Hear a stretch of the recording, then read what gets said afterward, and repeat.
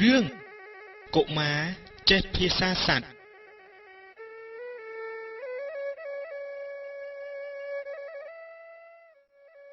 កាលពីព្រេងនាយ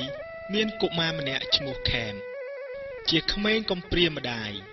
រស់នៅជាមួយឪពុកដែលមានមុខរបរជាព្រានប្រមាញ់នៅជាយព្រៃជិតជើងភ្នំតាំងពីតូចមកកុមារខេមធ្លាប់ស្ដាប់តែសំឡេងសត្វជុំឆ្លើយឆ្លងនិងសំឡេងទឹកជ្រោះពីរោះរំដំលាយឡំនឹងខ្យល់បក់ស្លឹកឈើក្នុងព្រៃធ្វើឲ្យខេមចេះសព្វភាសាសត្វទាំងអស់ឪពុកគេជាព្រានមែនតែខេមចេះស្រឡាញ់ធម្មជាតិមានបក្សាបក្សីព្រៃភ្នំនិងទឹកជ្រោះណាស់ព្រោះខេមគិតថានៅលើផែនដីនេះជាបងប្អូនញាតិមិត្តនឹងរូបគេទាំងអស់រាល់ពេលដែលឪពុកគេលើកស្នាចេញទៅបរបាញ់សត្វព្រៃម្ដងខេមភ័យព្រួយណាស់ព្រោះគេគិតថាថ្ងៃនេះព្រួយរបស់ឪពុកមិនដឹងជាបាញ់ចំត្រូវសត្វតូចឬសត្វធំទេថ្ងៃមួយខេមកំពុងតែជិះយល់លេងក្រោមម្លប់ឈើមុខខ្ទមជាមួយនឹងកូនស្វាកូនខ្លាឃ្មុំកូនទន្សាយកូនកំប្រុកនិងកូនកេងកងស្រាប់តែឃើញរលកមួយគូហើរមកទុំមែកឈើពីខាងលើនោះកុមារខេមក្រឡេកមើលទៅឃើញរលកញីត្រូវរបួសផ្លូវខាងឆ្វេងកំពុងតែមានឈាមស្រក់តក់មកលើស្លឹកឈើនៅខាងក្រោមឃើញដូច្នេះកុមារខេមនិងពួកសត្វដែលមកលេងជាមួយគ្នាបាននាំគ្នាមើលដោយក្តីអាណិតអាសូរក្រៃលែងពេលនោះរលកញីនិយាយទាំងទឹកភ្នែកថាអូយឪវាខ្ញុំឈឺចុកចាប់ណាស់ហើយទៅមុខទៀតមិនរួចទេច្បាស់ជាកូនតូចរបស់យើងនៅឯសម្បុកអត់ចំណីហើយថ្ងៃនេះរលកឈ្មោលនិយាយលួងលោមម៉ែវាកុំនិយាយខ្លាំងពេកក្រែងព្រានព្រៃស្ដាប់ឮគាត់បាញ់យើងទៀតរលកញីពោលតិចព្រានព្រៃនេះចិត្តអាក្រក់ណាស់រលកឈ្មោលតបថាអីចឹងបានជាកូនគាត់កំព្រាម្ដាយអញ្ចឹងស្ដាប់ឮដូច្នេះខេមក៏ស្រែកប្រាប់បងរលកអើយខ្ញុំសុំទោសចំពោះឪពុកខ្ញុំផង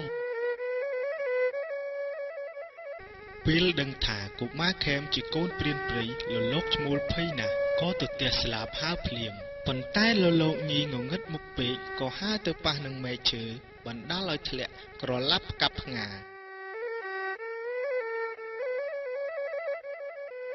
ឃើញរលកញីធ្លាក់មកទើលើស្លឹកស្បូវកុមារខេមបានស្ទុះទៅចាប់លើកថ្នមជាមួយនឹងពាក្យថាកុំភ័យអីចាំខ្ញុំជួយរលកឈ្មោលឃើញត្រេកអរណាស់ក៏ហើរចុះមកជិត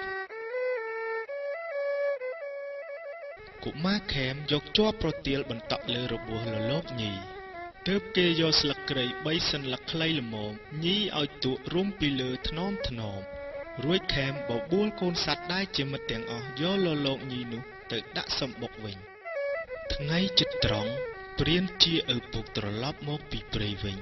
គាត់ឆ្ងល់ព្រោះមិនឃើញកុមារខេមពេលនោះគាត់ក៏ដាំបាយរួចស្លម្ជូរគ្រឿងស្លឹកខ្នឹងជាមួយនឹងសាច់ទន្សាយដែលគាត់បាញ់បាន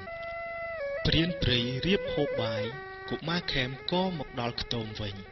ឃើញមុខកូនមិនសប្បាយចិត្តស្មានថាកូនឃ្លានបាយគាត់ក៏ហៅភ្លាមមកហូបបាយ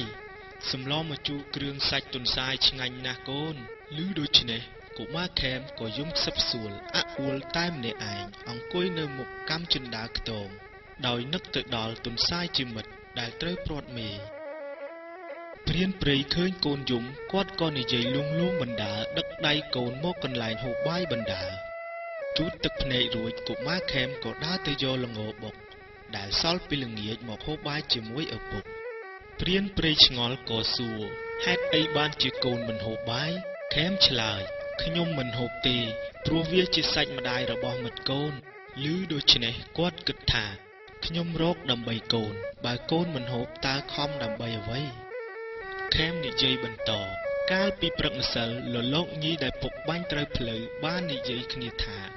ពុកបាញ់សម្លាប់សត្វរាល់ថ្ងៃអញ្ចឹងទើបកូនកំព្រាម្ដាយព្រានព្រៃអង្អែលក្បាលកូនរួចនិយាយថាកូនសម្លាញ់ពីថ្ងៃនេះទៅពុកជប់ដើរបរបាញ់ទៀតហើយខេមនិយាយទាំងលើកដៃសំពះថាអរគុណពុក